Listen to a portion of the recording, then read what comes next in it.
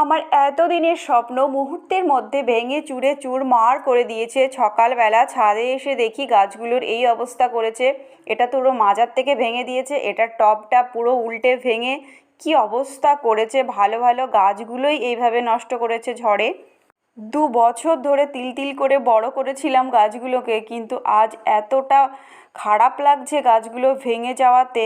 এমনভাবে ভেঙেছে যে ভাবলাম গোড়াতে মাটি দিলে মনে হয় ঠিকঠাক হয়ে যাবে, কিন্তু না, আবার গাছটাকে তুলে বসাতে হলো। এত সুন্দর ফুল ফুটেছে। আমার সব থেকে পছন্দের বোগেনভেলিয়া হলো এই গাছটি।